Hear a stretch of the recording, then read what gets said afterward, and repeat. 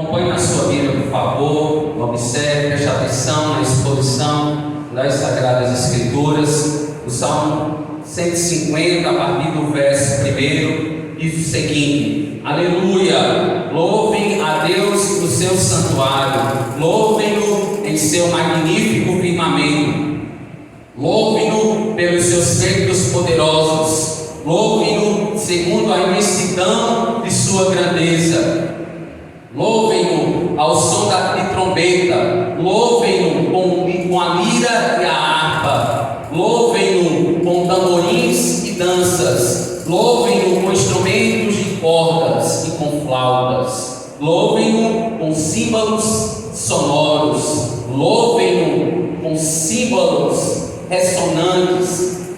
Tudo o que tem vida, louve o Senhor. Aleluias. A outra versão vai dizer: todo ser que respira, louve ao Senhor. Pai, no nome do teu Filho amado Jesus Cristo, nós estamos aqui, ó Deus, precisando, ó Deus, de um amparo da tua misericórdia, precisando que o Senhor, ó Deus, esteja iluminando as mentes, falando aos corações.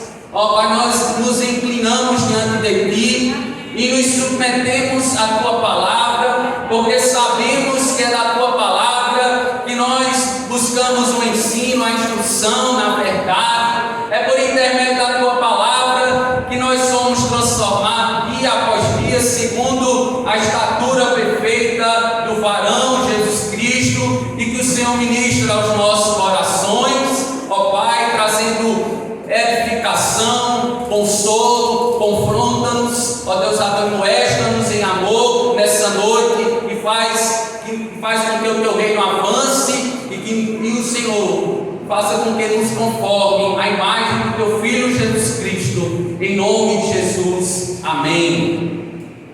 Meus amados irmãos, nós estamos diante de um cântico. O salmista aqui, ele expressa o louvor, ele expressa um conteúdo, ele expressa uma forma, ele expressa uma ordenação para nós acerca do louvor, entendendo que os salmos, eles revelaram as orações e as canções do povo do antigo concerto, e eles deixaram um princípio para nós no que se refere à adoração, no que se refere-se ao culto, no culto público, à adoração, no culto prestado, na assembleia, no ajuntamento. Então nós temos aqui um ensino para as nossas vidas, a adoração que é levada a Deus por tudo que Ele é, seus atributos comunicáveis e incomunicáveis, a sua justiça, o seu amor, a sua paciência, a sua benignidade, a sua onipresença, onde Ele está em todos os lugares, a sua onipotência, porque Ele é todo poderoso, Ele é transcendente e Ele é imanente, e por tudo que Ele faz, e por tudo que Ele continua fazendo no meio do seu povo. Então, o maior acontecimento da história, que dividiu a história, sim, de fato e de verdade, foi Deus ter decidido se encarnar na pessoa de Jesus Cristo, para morrer pelos pecados de muitos, para purificá-lo e tornar pessoas conectadas, ligadas, acessíveis à sua presença por intermédio de Jesus. Então esse é o maior ato de sacrifício vicário da humanidade. É um ato substitutivo. Ele substitui na cruz, né, o seu Filho Jesus Cristo. Então por isso que eu e você, nós adoramos ao Senhor, porque Ele expressou o seu amor por nós, sendo nós ainda pecadores. E aqui, se nós observarmos neste salmo, há um convite para louvarmos esse salmo. Há um convite aqui para nós entoarmos cânticos e hinos espirituais ao Senhor, porque todo crente é um adorador em potencial, todo crente é um representante de Deus, é um embaixador de Deus, e é glorioso adorar ao Senhor, é glorioso servir ao Senhor. A adoração, ela não termina aqui nessa esfera terrena, nessa dimensão terrena, ela vai continuar, ela vai se perdurar por toda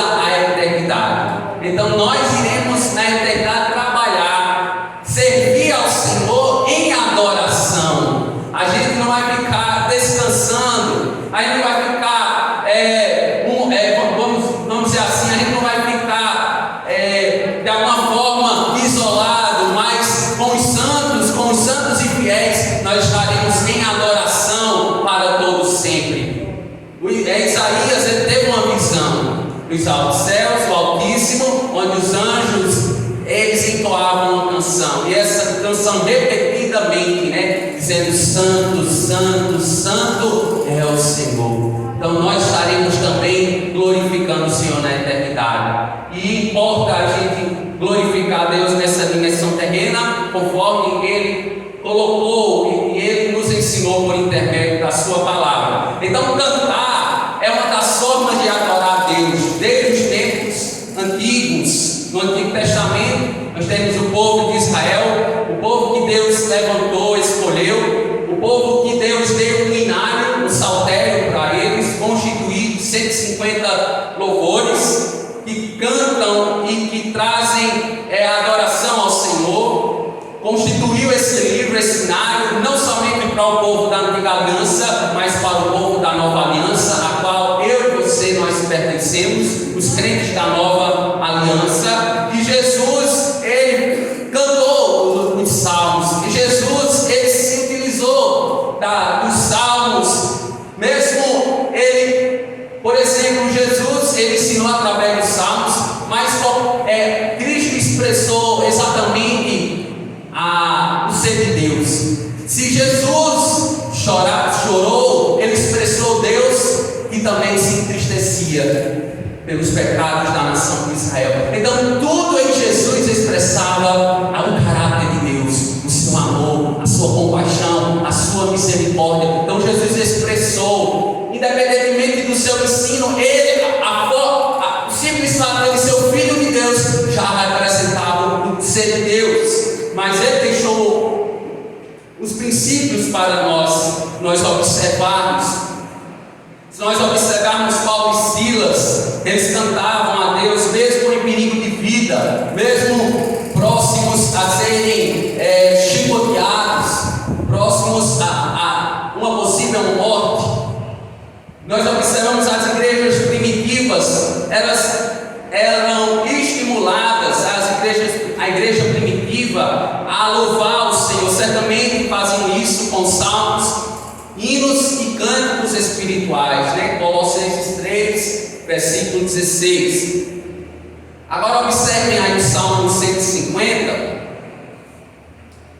Ele tem 6 versículos, esse salmo, e ele traz uma conclusão. Aqui é um fechamento,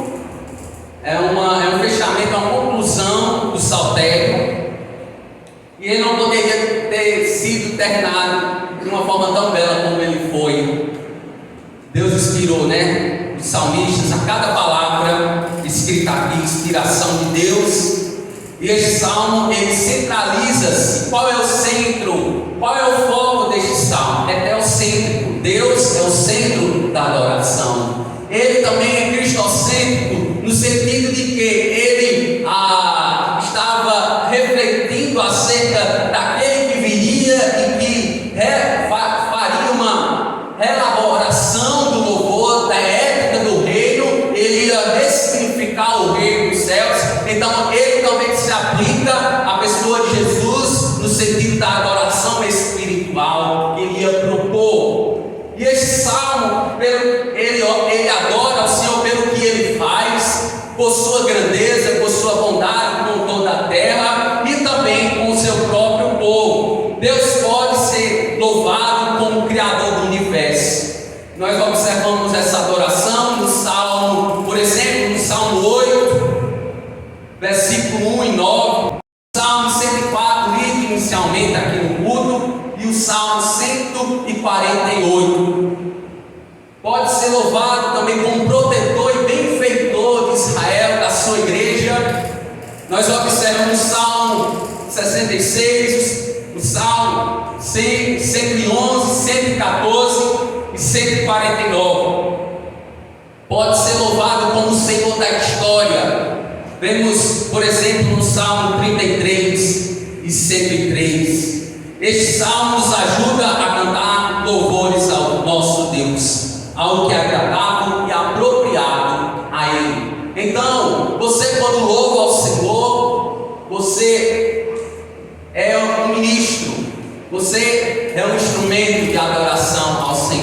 seja onde você estiver, que nós estamos num momento propício, uma adoração onde nós nos reunimos como assembleia, prestando culto público ao Senhor, e diante dessas verdades bíblicas nós podemos refletir no seguinte tema essa noite: o louvor é universal ao Senhor. O louvor, ele se estende em todo o globo terrestre, ele se estende por todos aqueles que respiram, que têm fôlego de vida. Amém? Vamos repetir comigo essa temática: o louvor é universal ao Senhor. Por que eu digo isso? Porque Ele nos fez coroa da sua criação, o algo mais belo, menina dos seus olhos. Então nos deu a racionalidade, a maneira como Ele nos instruiu a louvar. Mas não somente aqueles seres racionais como nós, a coroa da criação, nós louvamos ao Senhor, mas a criação, ela manifesta o ser de Deus. Os pássaros, quando cantam, eles revelam a beleza de Deus. Os animais no campo, as árvores, elas produzem seus frutos e elas demonstram a maravilhosa perfeição e criação de Deus na natureza. Então todo ser que respira, todo ser que tem fôlego nos seus pulmões, adora ao Senhor, é chamado, é convocado para adorar ao Senhor. Mas aí vem a seguinte pergunta, onde, como e a quem devemos louvar? Deus merece ser louvado. Quero te dizer que Ele é o único Deus vivo e verdadeiro, que é digno de louvor e de adoração. E esse salmo aqui, ele é um salmo adaptado para o louvor individual ou coletivo na adoração. Então esse salmo aqui, ele pode ser utilizado como um hino, tanto em pessoas que se reuniam no momento da adoração, mas também pessoas como na sua casa, no seu trabalho, onde elas estavam, eles adoravam o Senhor de forma pessoal e de forma individual também. E em primeiro lugar, a gente vê a expressão aí, prestem atenção aí no Salmo, o versículo 1 vai dizer que em primeiro lugar eles adoravam aonde? No templo. O templo era a demonstração da Shekinah, da presença de Deus. Observamos que na antiga aliança Deus se manifestou no tabernáculo, Deus se manifestou no templo, tanto no primeiro templo como na segunda reconstrução do templo. Nós tivemos 2 templos e tabernáculo. Então o culto era uma adoração pública onde Deus se manifestava. Por isso que o salmista vai dizer, percebam a poesia deste canto: aleluia, louvem a Deus no seu templo, louvem a Ele no seu poderoso firmamento. Que firmamento é esse? Esse firmamento aqui, a gente observa que Israel se reunia no templo para adorar a Deus, que ficava onde? Em Jerusalém. E todos nós sabemos, irmãos, que quando Jesus foi assunto aos céus, quando Ele subiu, quando Ele ascendeu aos céus, a ideia de templo aqui mudou radicalmente no conceito da Bíblia. E de que maneira? Quando Ele é assunto aos céus, Deus, Ele não habita mais em templos construídos por mãos humanas, mas Ele habita na minha pessoa, Ele habita na sua pessoa. Você é templo e morada de Deus. Você é pousada de Deus. Sabia que Deus, nós estamos nos reunindo aqui e a igreja agora ela é santificada. Deus não santifica mais estruturas. Deus não santifica mais objetos. Deus não consagra mais objetos, os quais nós estamos vendo e que os nossos olhos podem ver, mas Deus santifica pessoas. Deus não santifica mais estruturas, mas Deus santifica homens e mulheres de carne e de osso. Diga glória a Deus por isso, porque isso é uma beleza, isso é uma bênção na revelação de Deus, na sua revelação, no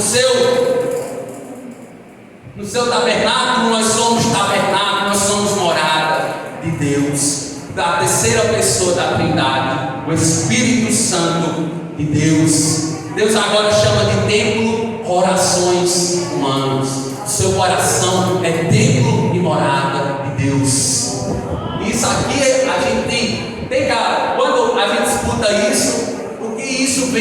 a nossa mente? Qual reflexão a gente toma nisso? Por a gente ser templo e morada do Espírito Santo, o que é que a gente tem? E qual é o nosso dever? Se abster das coisas do mal, como Jó, um homem íntegro, reto e que se desviou do mal. Porque quando nós pecamos, nós agredimos a santidade de Deus. Quando nós pecamos, nós entristecemos o Espírito Santo. Então, nós temos a pessoa da Trindade, nós temos que nos esforçar ao máximo para bendizer esse Deus que nos chamou das trevas para a sua maravilhosa luz. E o Evangelho de João, no capítulo 4, dos versos 19 e 24, narra o encontro de Jesus e a mulher samaritana. E a mulher lhe diz: Senhor, vejo que és profeta. Nossos pais adoraram neste monte, e vós dizeis que é em Jerusalém lugar onde se deve adorar. Disse Jesus: Mulher, crê-me que a hora vem, e que nem neste monte, nem, ela estava se referindo ao monte de Gerizim, né? Nem em Jerusalém adorareis ao Pai, mas vós adorareis o que não sabeis. Adorais, melhor dizendo, o que não sabeis. Nós adoramos o que sabemos, porque a salvação vem dos judeus. Mas vem a hora, e agora é que os verdadeiros adoradores adorarão o Pai em espírito e em verdade, porque o Pai procura os tais que assim o adorem. Deus é espírito, e importa que os que o adorem em espírito e em verdade. Aqui há adoradores, né, que adoram o Pai em espírito e em verdade.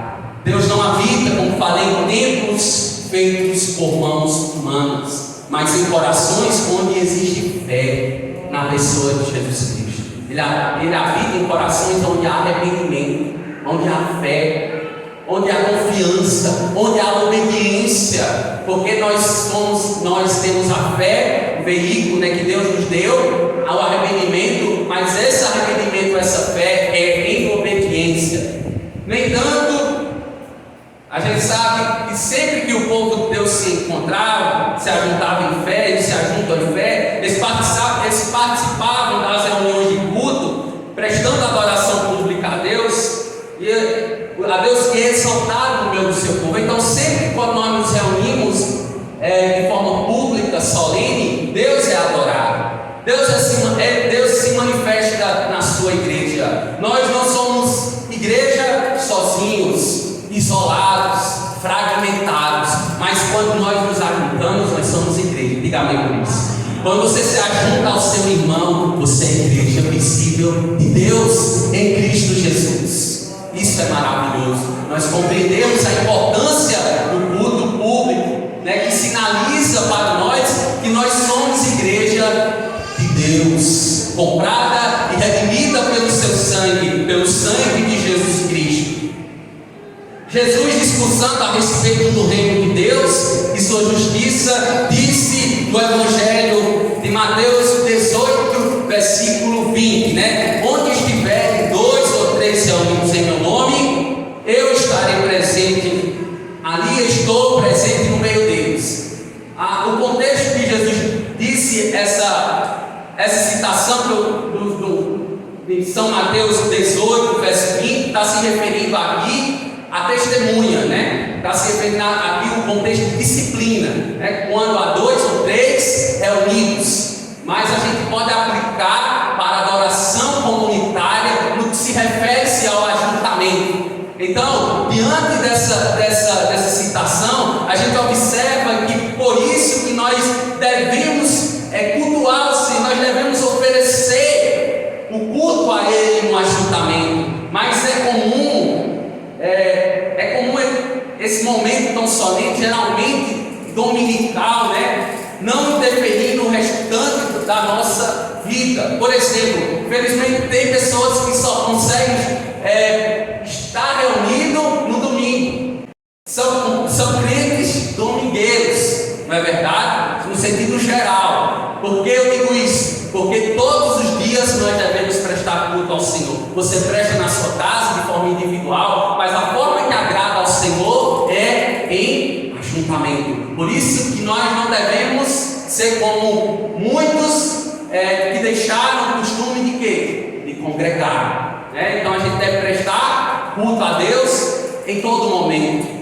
E culto que agrada a Ele é o culto, não o culto individual, nós podemos prestar e Deus recebe. O culto doméstico, quando a gente reúne a nossa família em casa, Deus recebe esse culto? Recebe. Mas o culto que agrada a Ele, quando a igreja que Ele comprou, ela está o quê? Junta. Quando ela está em comunhão, quando ela está em unidade, gozando do favor do Senhor. Então devemos prestar atenção nisso. Adorar Ele no culto. Muitas vezes, infelizmente, pessoas estão aqui adorando a Deus no culto público, mas não adoram a Deus no culto da sua vida comunitária, da sua vida familiar. O que é isso? O que é que eu estou querendo dizer com isso? É que tem irmãos, tem crentes que não dão testemunho, não são exemplo em casa, e aí muitas vezes os pais, por exemplo, são descrentes, e aí diz assim: mas fulano de tal, mais Beltrano, ele é uma pessoa totalmente diferente na igreja e em casa. Então a gente tem o quê? Manter o mesmo padrão de adoração em casa, no trabalho, na igreja, não ter uma vida dicotômica, eu sou uma coisa na igreja, eu sou uma coisa em casa, no meu trabalho. Não, a gente tem que ser sal da terra e luz do mundo, amém? Em todos os lugares que nós pisarmos a planta dos nossos pés, nós somos levados a adorar ao Senhor. Devemos desejar comunhão com Deus e com o nosso próximo, nas reuniões, congregando, de igual modo na vida pública, praticando a atitude de misericórdia para com o nosso próximo. Hoje temos o desafio de encontrarmos templos que prezam pela exposição bíblica das Escrituras e que amam o próximo. Está cada dia mais difícil, igrejas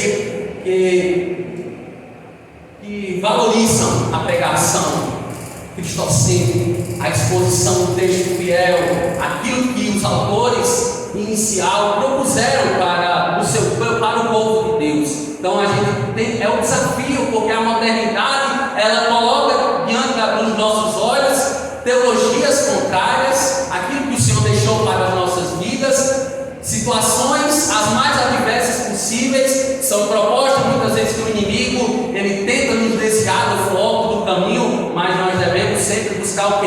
Um resgate, um retorno às sagradas Escrituras, às sagradas letras. Por exemplo, Amós, inspirado, disse que Deus, o profeta Amós, ele disse que Deus sente nojo dos hinos bonitos que não se transformam em uma vida bonita. A nossa vida, a nossa adoração, ela tem que refletir na nossa vida. A nossa vida, ela reflete a adoração, porque nós prestamos sacrifício vivo a Deus. Então nós devemos buscar vivermos o que nós ministramos, cantamos, pregamos, fazemos atitude de misericórdia, contribuímos na casa do Senhor, amparamos o órfão e a viúva. Isso é adoração, e essa adoração ela é recebida pelo Senhor, e que o nosso discurso ele possa revelar a adoração ao Senhor. O louvor é universal ao Senhor. Estamos refletindo nisso por intermédio desta temática. Onde, como e a quem devemos louvar? Em primeiro lugar, vimos no templo. Em segundo lugar, pelos feitos poderosos de Deus. Observem aí, observe o versículo 2. O salmista louva com o propósito de render graças ao Senhor. Louvem a Deus por seus feitos poderosos. Louvem a Ele por sua imensa grandeza, por seus atos na criação e na libertação e proteção da sua nação escolhida. Temos a imagem do firmamento aqui, a narrativa da criação em Gênesis 1, versos 6 a 8, que diz: e disse Deus, haja firmamento no meio das águas, e haja separação entre as águas e as águas de cima Firmamento é o próprio céu, né? Em outras palavras, o firmamento serve de sustentáculo, o firmamento serve de sustentação, de fundamento, de alicerce e de base. E eu te pergunto nessa noite, qual tem sido a base da sua adoração? Qual tem sido a base dos seus louvores, das suas músicas? O que tem sido o alicerce da sua adoração? E nessa noite é importante nós afirmarmos que a base da nossa oração é a pessoa de Cristo, é a obra e a pessoa de Cristo. Ela é a base, o alicerce para nossas canções, para as nossas composições. Irmãos, o louvor a Deus deve ser espontâneo, o louvor a Deus deve ser natural e bíblico, trazendo entendimento dos atributos de Deus, do seu poder no firmamento, transmitindo edificação, instrução advinda das Sagradas Escrituras. Elas são o nosso manual de fé e prática, é dela que nós extraímos ou elencamos verdades bíblicas para as nossas vidas. Ela é o nosso manual de fé e de prática. Louvado seja o nome do Senhor. Mas em terceiro lugar, o louvor é universal ao Senhor, onde, como e a quem devemos louvar. Em primeiro lugar, vimos aonde? Vimos que nós devemos adorar o Senhor aonde? Em primeiro lugar, no templo, não é isso? Em segundo lugar, adorar a Deus pelos seus feitos poderosos. Em terceiro lugar, com instrumentos e danças, louvando ao Senhor. Diz o seguinte, o texto, né? Louvem a Deus tocando trombetas, louvem a Ele com cítara e harpa, louvem a Deus com dança e tambor, louvem a Ele com cordas e flauta, louvem a Deus com símbolos sonoros, louvem a Ele com símbolos vibrantes. Todo ser que respira, louve ao Senhor. Israel, ele adorava ao Senhor com instrumentos, né? A gente viu na conferência alguns instrumentos, né? Como a harpa, como a flauta, mas aqui é citada a trombeta, a cítara, o tambor, né? Instrumentos de percussão, né? Interessante, a gente vê a citação disso em Êxodo, capítulo 15, versos 20 e 21, né?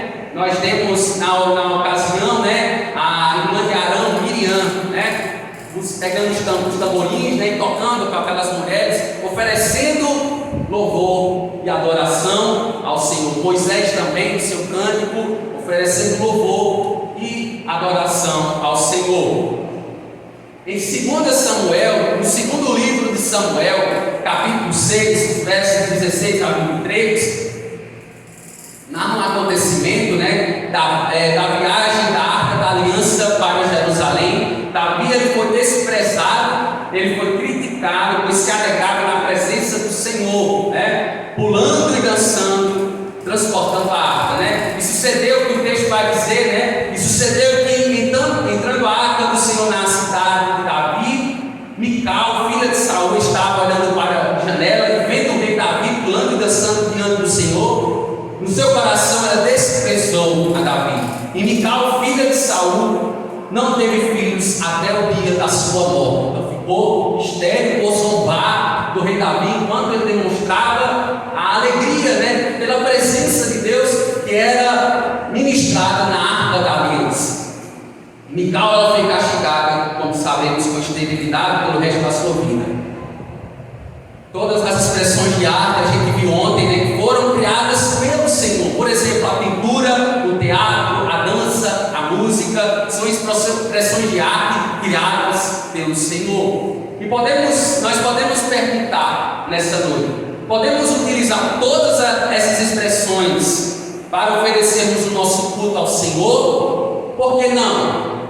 Perceba uma pergunta: será que nós podemos utilizar todas essas expressões de arte no culto público, como o teatro, como a dança, a música?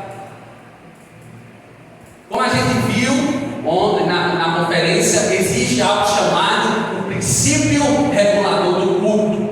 Então, tem coisas que entram dentro do culto e tem coisas que não entram.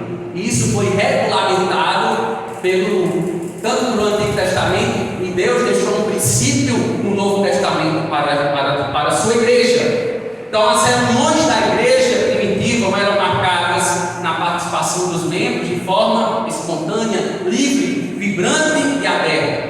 E segundo o pastor Augusto Nicodemos, o culto é regulamentado nas Escrituras, né? As normas e regulamentos são mais presentes, como falei no Antigo Testamento. Todavia, no Novo Testamento, né, nós temos os princípios que orientam a maneira pela qual Deus deseja ser adorado.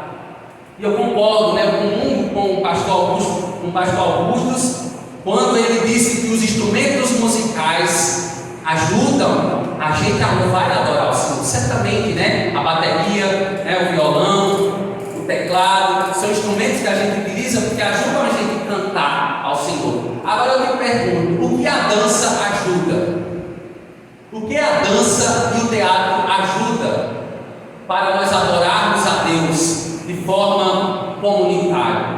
Por que eu digo isso? Porque a dança e o teatro, elas geram distrações, elas não passam uma mensagem como a exposição bíblica. Então, de maneira alguma, elas substituem a exposição bíblica das Sagradas Escrituras, pois ela, como falei, só serve para os gestos, as encenações servem tão somente de distração. Elas retêm a atenção das pessoas e não há nada, como falei, que substitua uma boa exposição bíblica. Também o teatro, né, que não entra no princípio regulador do culto. Também não sou contra, né, também a igreja, por exemplo, tem um grupo de teatro, não sou contra, né? A nossa denominação não é contra a igreja ter um grupo de teatro, desde que apresente, por exemplo, aos sábados, não no culto público, não no culto solene, por exemplo, na praça, uma ação de evangelização muito salutar, um teatro, um musical. Isso de fato, porque interessante o que Nicodemos ele vai dizer, que a igreja não é só uma comunidade adoradora, mas também uma comunidade social. E aonde nós estamos envolvidos aqui na sociedade serrita? Aonde você está atuando? É na escola? Em algum setor, né, da saúde? Algum setor da educação? Em todo lugar onde você está, você pode ser um adorador, e você pode fazer Deus conhecido onde você está colocado. No entanto, né, como falei, no templo onde nos reunimos, há uma liturgia, né, que rege o culto público. Existe um conteúdo e uma forma relacionada à essência do culto, que é realizado através de quê? Da leitura da palavra de Deus, a pregação, né, os cânticos, orações, ofertas e bênção apostólica. Então isso é a ordem de culto, é o princípio regulador do culto. A ministração dos sacramentos, né, como a ceia e o batismo, quando realizado no culto público, faz parte dele. Portanto, irmãos, louvar